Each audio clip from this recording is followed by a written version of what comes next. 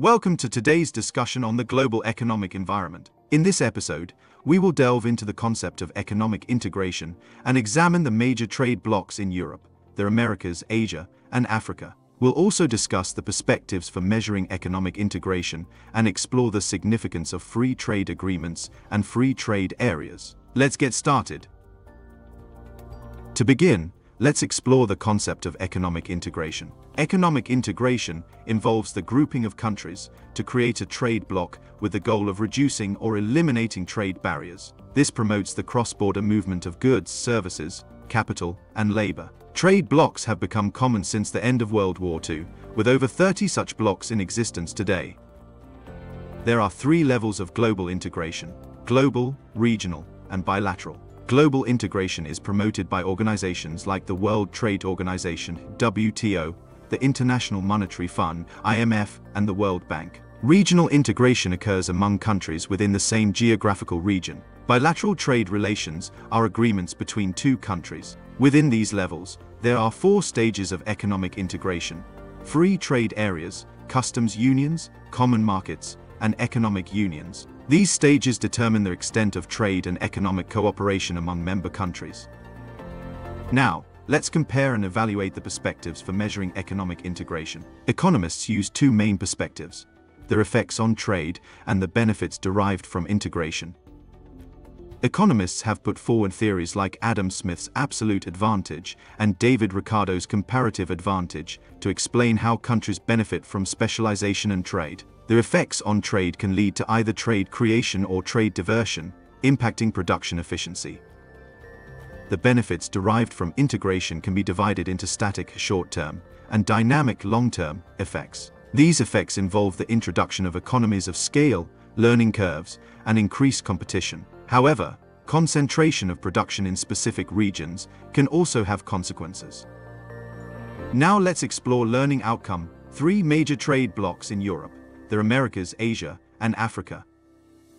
Let's turn our attention to major trade blocs. In Europe, the European Union (EU) has been highly successful in economic integration, offering a common currency, governance system, and agricultural policies. In the Americas, NAFTA has played a crucial role in increasing trade and removing barriers between the United States, Canada, and Mexico. This agreement has had a substantial impact on agricultural trade. Latin America has seen the formation of trade organizations like ANCOM, CACM, LEA, CARICOM, and SRRC, each with its unique characteristics and goals.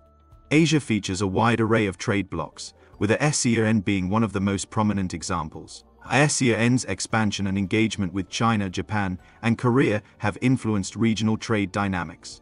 Internationally, organizations like the Cairns Group, WTO, and the Gulf Cooperation Council have shaped global trade policies and practices. In Africa, various regional trade blocs, such as ECOWS, ESA-DC, COMESA, and ESA-CU, aim to foster economic integration, cooperation, and development. And last but not least, we have learning outcome 4: critically examine the concept of free trade agreements and free trade areas. Finally, let's examine the concept of free trade agreements and free trade areas. The EU-Egypt Free Trade Area, for instance, has significantly improved trade relations between the European Union and Egypt, paving the way for a broader Euro-Mediterranean partnership. Similarly, the EU-Mexico Free Trade Area has enhanced bilateral trade by dismantling tariffs and enabling preferential market access for both parties. The EU's trade relationship with South Africa, characterized by the Trade Development and Cooperation Agreement (TDCA), has not only impacted trade balances, but also influenced various aspects of the South African marketplace. In conclusion, understanding economic integration, trade blocs, and free trade agreements is crucial in the ever-evolving global economic environment. These mechanisms play a pivotal role in shaping international trade and cooperation. We hope this discussion has shed light on these complex topics. Thank you for joining us today, and stay tuned for more insights into the global economic landscape.